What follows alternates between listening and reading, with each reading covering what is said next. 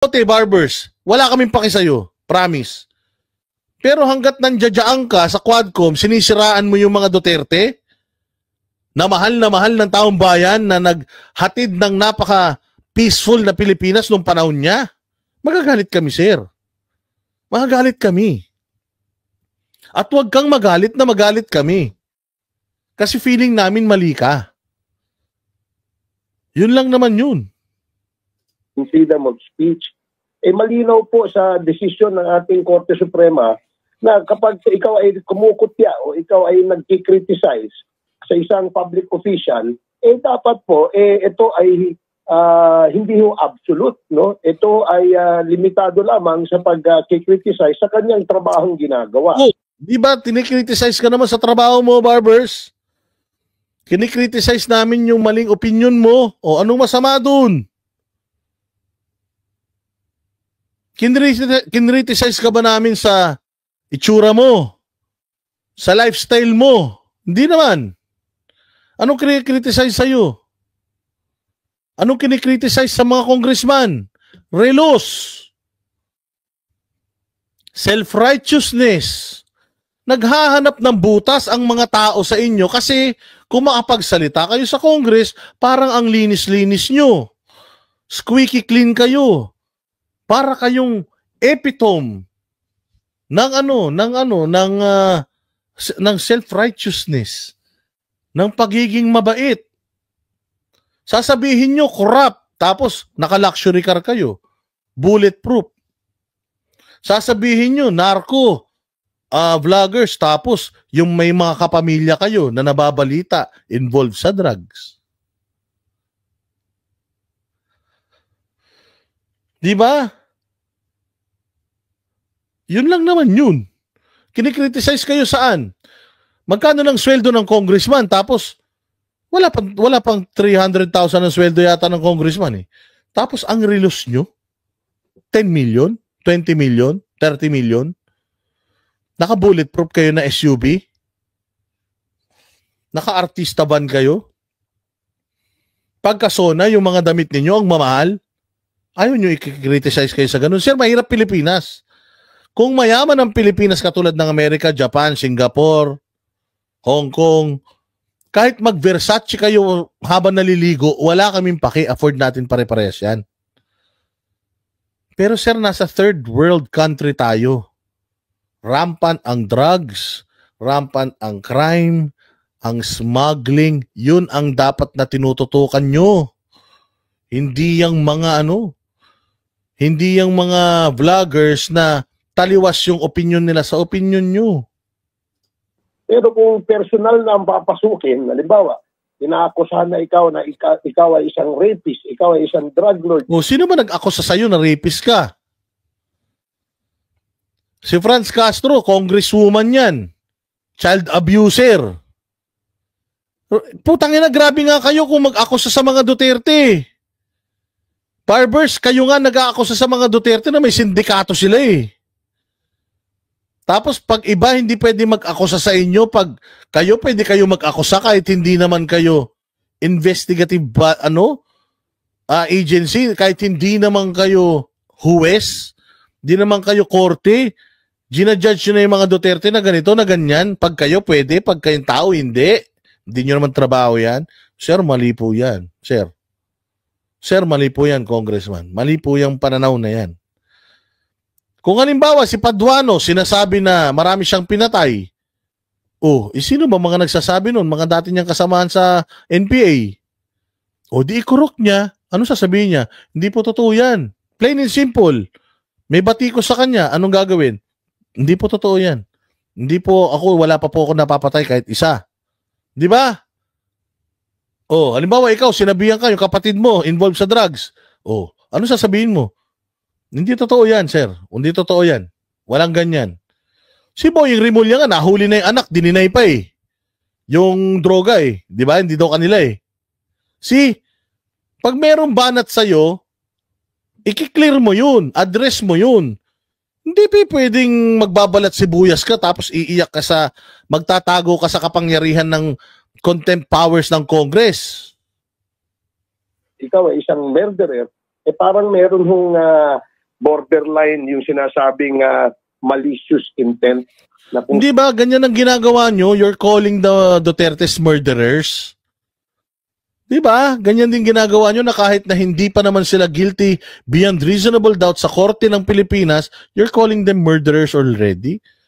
Di ba sino ba dito nagtatawag sa mga Duterte na may mga crime syndicate? Di ba kayo? Bakit pag gagawin sa inyo, nagagalit kayo? Di ba? Sabi nga nila taste of your own medicine. Sinasabi nyo si Pulong, si Manscarpio, drug lord sa Pilipinas. Si PRRD, murderer. Si Inday Sara, plunderer. Lahat ba ng yan meron ng verdict galing sa korte o sa impeachment court or sa korte mismo o Supreme Court or whatsoever? Unahin nyo muna linisin yung ranks ninyo. Yung sarili ninyo, unahin nyo muna linisin. Hinihingan kayo ng tao, ipakita, open the book, ipakita nyo yung ninyo, yung inyong mga spendings. Hindi nyo ginagawa, tapos pag sinasabing magnanakaw kayo, nagagalit kayo. Hindi nga kayo nagpapakita ng gastusin nyo. Ngayon, hinihingan kayo drug test. Hindi kayo magpapadrug test, tapos magagalit kayo pag sinasabi ng tao, baka positive sa drugs mga yan, kaya hindi nagpapadrug test. See? Kung ginawa nyo na lang, di tapos. Dininay nyo, di tapos. Ano pa? Ano pa yung mga bintang nila sa mga Duterte?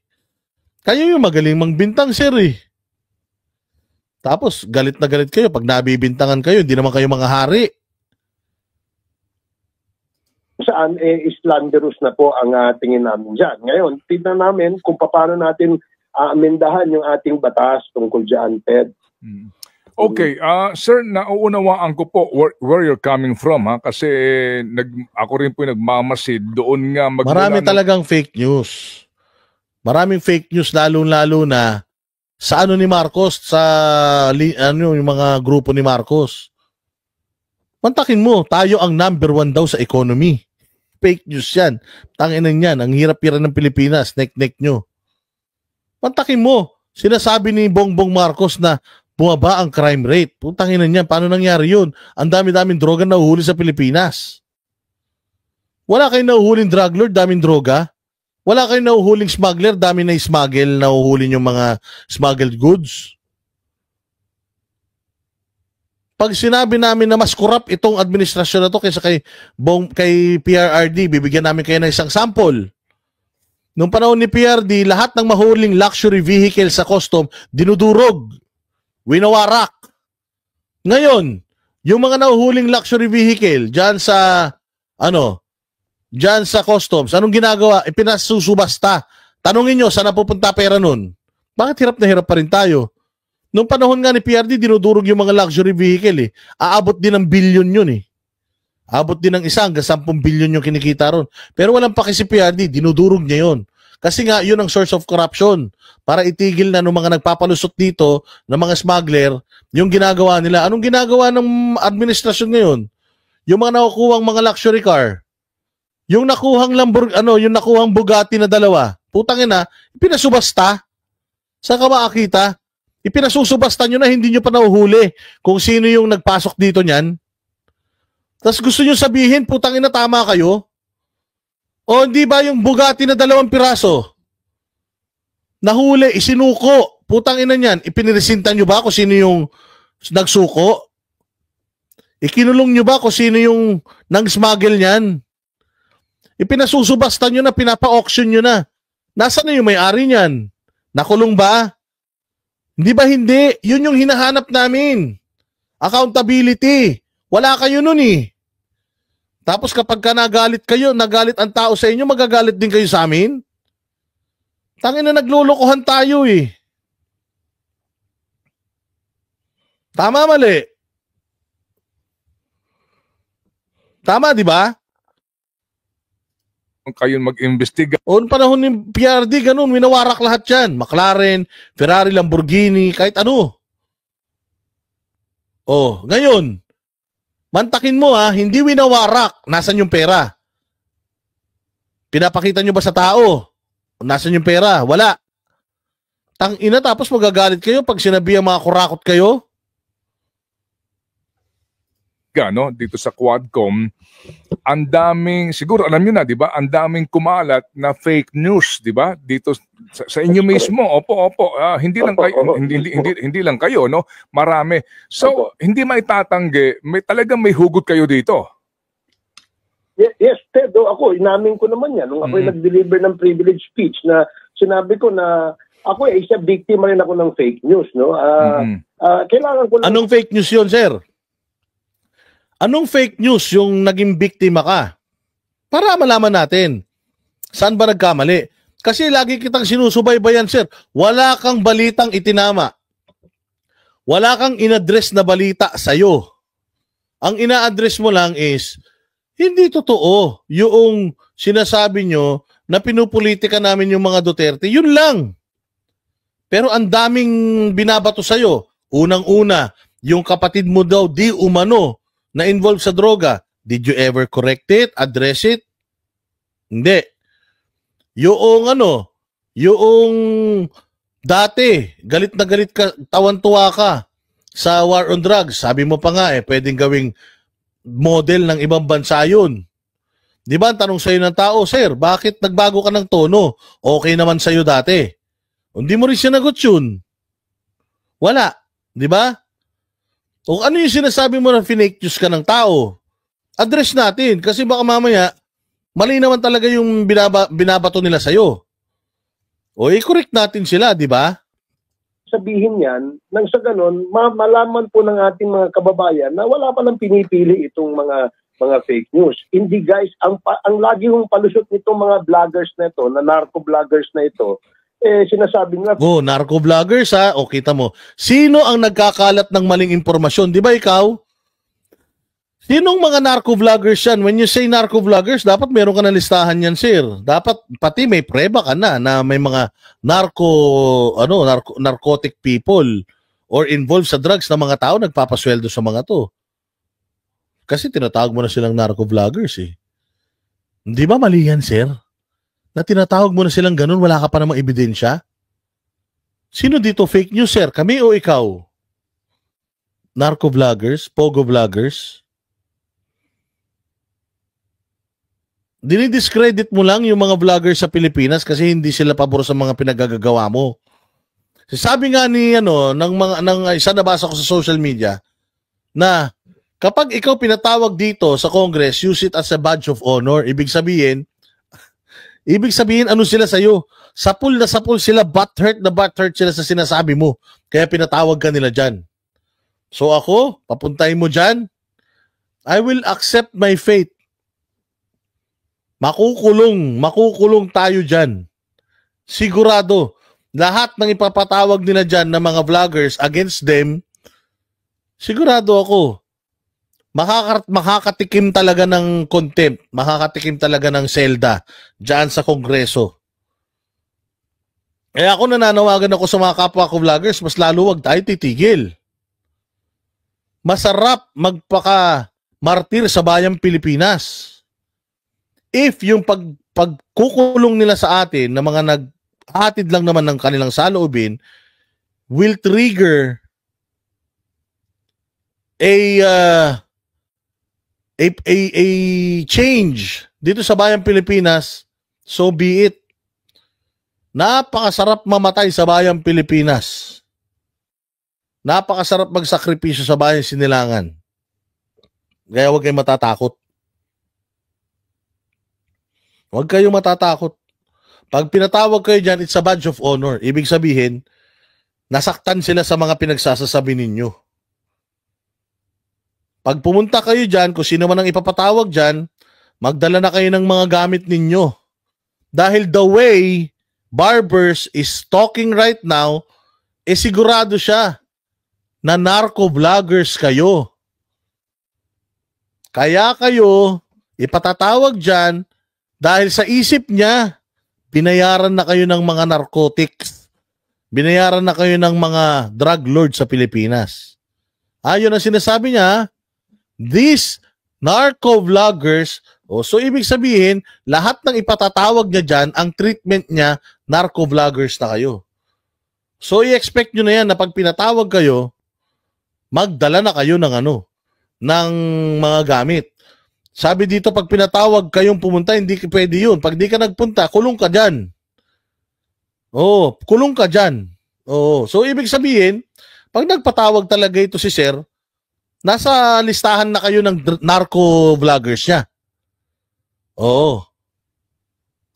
Freedom of speech, freedom of expression. Gaya nga po nung sinasabi natin, hindi naman po absolute yan. Meron pong hangganan at may limitasyon yan. Hindi naman pwedeng manirang puri ka na wala kang basihan. Ipakalat mo sa buong social media, di ba? Ito kasing mga narco-vloggers, Ted. Narco-vloggers. Yun na yun, narco-vloggers. So make sure na kapag pinatawag kayo dyan, you are a narco-vloggers already. Ganyan kagago yung statement na yan. Sure, you are familiar na pag maraming engagement ito, maraming likes and shares ito, kumikita pa itong mga to. Kayo din naman kumikita din naman kayo. Ba't yung pinakikialaman yung kita ng like and shares ng mga vloggers? Di ba?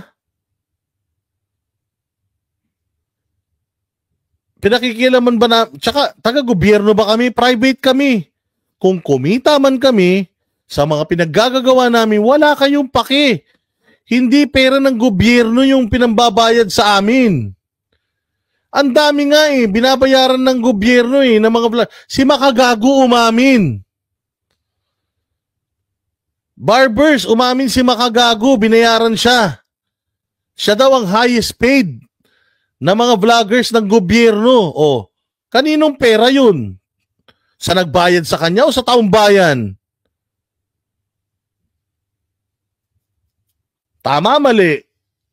Tapos, pag yung sisisihin yung kinakita namin, labas kayo dun. Labas kayo dun. Hindi kami public officials.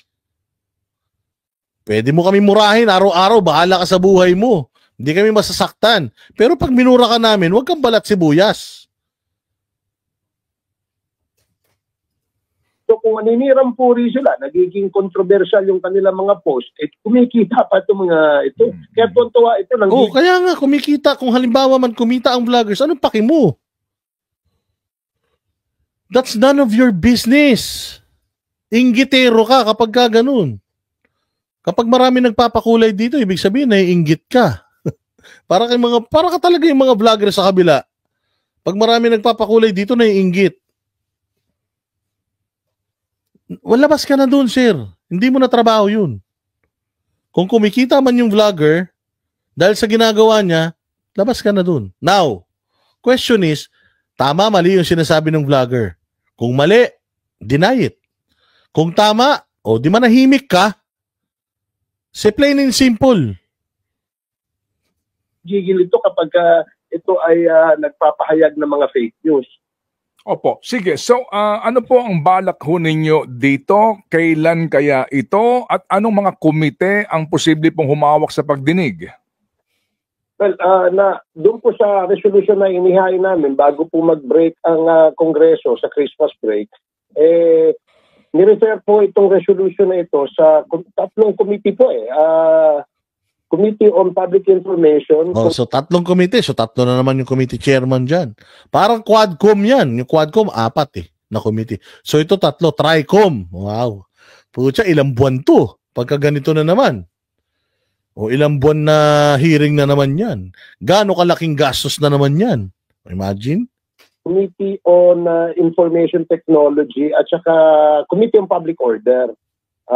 Ted, dito yata ni-refer itong aming resolution na ito. So, ang layunin nito ay hindi para pigilan yung mga pagpapahayag ng malayang pagpapahayag. Ano pala? Layunin yan, hindi pigilan yung malayang pagpapahayag. Ano pala ang layunin yan? Kahit sino. Wala hong problema dyan. Wala naman palang problema. Ba't nagreklamo ka, Barbers? Wala naman palang problema. Bakit umiiyak ka? Kung mag-criticize din lang po sila, para lang po dumami yung kanilang likes and shares and engagement para kumita sila, medyo may something is wrong, di ba, sa aking palagay. Hindi, sir. Ganito lang yan. If you don't like my content, we are in a democratic country. Do not watch my YouTube. Do not subscribe to my channel. You can block my channel as much as you want. Block mo. Huwag ka manood. Wag mong hayaan na wag mong diktahan yung mga tao na panoorin yung gusto nilang panoorin. Kung people believes me na naniniwala sila sa sinasabi ko, o baka pare-parehas kami ng opinion.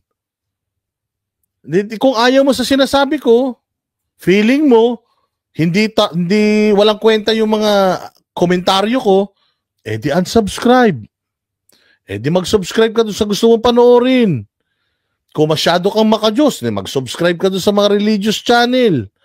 Kung manyakis ka, di mag-Pornhub ka maghapon. Walang pakialam ang tao sa'yo.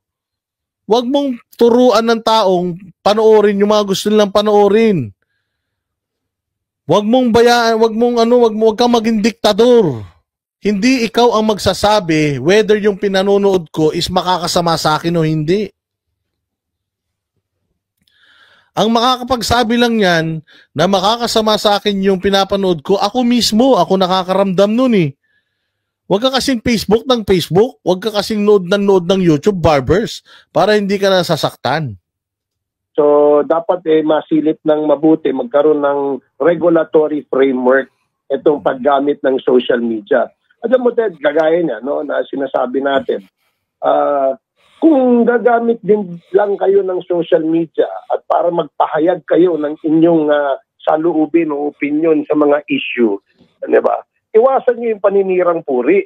Ang gawin niyo, magpahayag kayo ng condemnation doon sa pag-aggression ng China. Ba't ka pakialamero pati sa content? Pakialamero ka? Ang gusto mo yung aggression ng China, yung ayaw nga namin nun, paki mo. Di mag-vlog ka, barbers, batikusin mo yung aggression ng China sa South China Sea. Ba't mo pinakikialaman yung content namin? Ayaw namin batikusin yun dahil hindi naman kami marunong ng international relations, international law, whatever you wanna call it. Hindi naman kami ganun eh. Hindi kami ganun kalalim. Pino-content naman ni ni Sasrogando Sasot yun Bakit gusto mo i-content namin yun? Pakialamero, diktador ka. Ikaw ba may-ari? Ha? Ikaw ba may... Ba't mas marunong ka pa sa akin? Kung halimbawa bukas magmukbang ako, wala kang paki. Kung ito ang pinagkakitaan ko, wala kang paki. Kung bukas, mag-motovlog ako, wala kang pakialam. Di ikaw nagbibigay ng panggasolina sa akin. Kung gusto mo palang tutukan yung South China Sea, puta yun ang ipahiring mo. Di ba? Yun pala ang gusto mo na mag-vlog kami patungkol sa South China Sea. Di putang ina, mag-hearing ka tungkol sa South China Sea. Pakialam namin sa'yo. Diba? Anak ng tinapay, Spencer Lacalle, tinuturuan tayo ni barbers. Kung talaga daw gagamitin natin yung channel natin para magpahayag, i-content daw natin yung South China Sea. Paki mo. Si YouTube nga, hindi kami tinuturuan kung ano i-content namin, nakikialam ka. Di ikaw, buong pamilya mo, mag-content kayo tungkol sa South China Sea. Yun naman pala yung issue na kailangan natin tutukan. Bakit ang pinapatutukan mo yung vlogger? Quadcom, yung Pogo. Kung yun naman pala importante sa'yo, di sana nagpahiring ka tungkol dyan sa sa South China Sea. Mapakukontent sa amin. Doon sa West Philippine Sea, hindi yung inaaway mo yung kapwa Pilipino mo, awayin mo yung kalaban. Yun na nga kalaban nga kayo. Inaaway namin kayo. Hindi naman namin kayo actually inaaway. Kinikriticize lang kayo Pag kinikriticize kayo, inaaway kayo. Mali yun. Pag kinikriticize kayo, sinisita lang yung mali nyo. Hindi ibig sabihin nun, away na. Hindi ko pwedeng sabihin na medyo maalat yung adobo. Hindi na masarap yung adobo na yun. Masarap pa rin yun. Medyo maalat lang. Di ba? Gusto mo pala ng South China Sea issue. Bakit Duterte ang issue nyo? Sabi ni Spencer Lacalle. Yan ang panatero, walang inuurungan. Pag tama palakpakan, pag mali ay